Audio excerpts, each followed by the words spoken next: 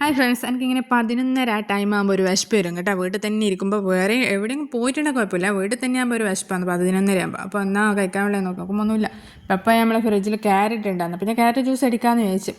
ഞാൻ ഈ ജ്യൂസ് അടിക്കുമ്പോൾ എന്തൊക്കെ ഫ്രിഡ്ജിലുള്ള ക്യാരറ്റ്, ബീറ്റ്റൂട്ട്, നട്ട്സ് എല്ലാം കൂടി അങ്ങ് മിക്സ് ആക്കിയിട്ട് പാലെല്ലാം അടിച്ചെടുക്കലാണ്. പിന്നെ നമ്മൾ വാനില ഇട്ട് പാലിൽ ഫ്രിഡ്ജിൽ നോക്കുമ്പോൾ അവിൽ ഇരിപ്പുണ്ടായിരുന്നു. പിന്നെ അതും എടുത്ത് ജ്യൂസിലേക്ക് ക്യാരറ്റിലേക്ക് അവിലും ഇട്ട് ഞാനിപ്പോൾ അവിൽ പിന്നെ തരിയൊക്കെ ഫ്രിഡ്ജിൽ വെക്കും. അത് കുറേ നാൾ പുറത്ത് വെക്കുമ്പോൾ പുഴു വരും. അപ്പോൾ ആ അവിൽ, തരി, മൈദ അതൊക്കെ ഫ്രിഡ്ജിലേക്ക് വെക്കുക ചെയ്യുക.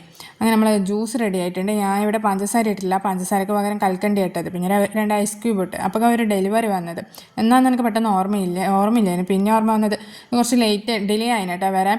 നമ്മളെ ടിഷ്യൂ ഒക്കെ ഇട്ട് വെക്കാൻ വേണ്ടിയിട്ട് ഒരു ബോക്സ് ബുക്ക് ചെയ്തിനായിരുന്നു.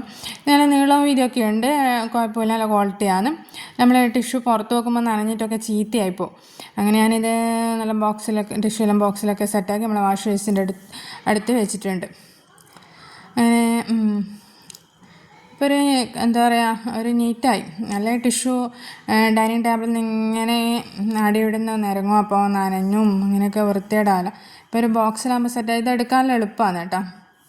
ഇങ്ങനെ നമുക്ക് എടുക്കുകയുണ്ട്. ഇതിന് പല മോഡലും ഉണ്ട്. ഞാനിതാണ് ബുക്ക് ചെയ്തത്. നമ്മളെ ഈ വാഷ് ബേസിന് ഇവിടെ ഈ കളറാണെന്ന് തോന്നുന്നു മാച്ചാവുക. പല മോഡലിലുള്ള ഡിസൈനിലുള്ള ഉണ്ട്. Okay friends, bye. ഇന്നത്തെ വിശേഷം ഇത്രയേ